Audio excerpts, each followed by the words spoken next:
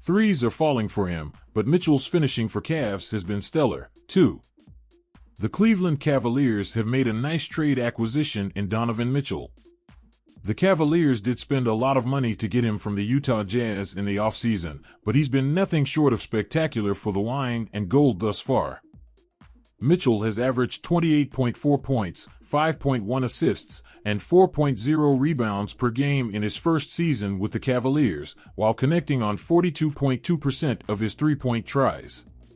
It's astonishing that he's shooting from deep with such efficiency on 9.0 attempts per game.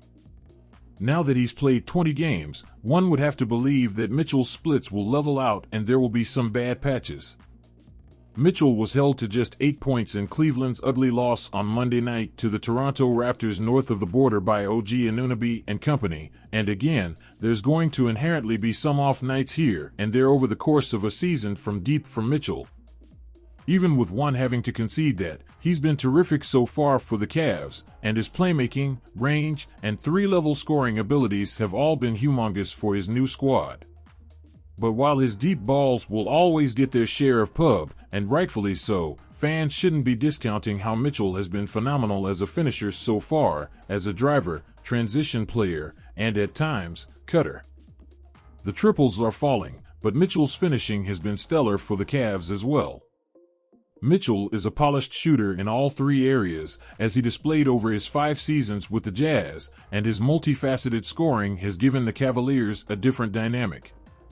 Thus far, he's been 8th in the NBA in scoring, given those abilities, and he's 3rd in made three-point shots. Is Mitchell going to keep shooting deep balls at this current 42.2% clip?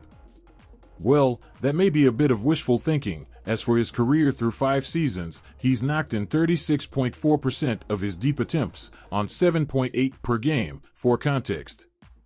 Granted, having the likes of Darius Garland this season, and looking onward, should aid Mitchell's shooting efforts, to some degree, and passers such as Evan Mobley, and others, such as Kevin Love, can aid Mitchell somewhat, too.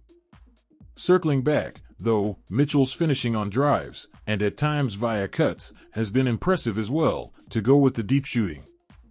So far, Mitchell has converted on 74.1% of his attempts in the restricted area, and 71.7% of his shot attempts from inside of 5 feet, both per NBA.com shooting data. Those would clearly be career bests for Mitchell, and over a season span, they'll likely come down some. But his explosiveness, hesitation moves, and power near the basket and absorbing contact have all factored into his stellar finishing so far with Cleveland. And that should be able to continue to a large degree on a game-to-game basis with his skill set, and with his improving chemistry with Evan Mobley and when he's been in there, Jarrett Allen. Throughout games, Mitchell's downhill attacking has led to plenty of easy looks as counters to his pull-up game from deep and in mid-range areas, and with Mitchell's strength and acceleration combination, whether that be from set offense and exploding and curling around screens, him using pump fakes in ISO situations, or in transition, he's getting to the rim or getting to the charity stripe, or occasionally, both. He's currently per game, and has a free throw rate of 28.3, the second highest of his career, and is shooting also a career-best 88.5% from there, just like from 3. So, Mitchell is making opponents pay when his counters and getting to the rim are drawing those chances, too.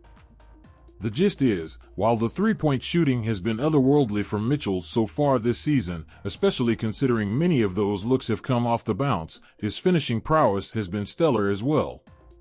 That shouldn't be glossed over either, especially with how Mitchell has been able to generate productive spray-out feeds to shooters so frequently from his rim pressure.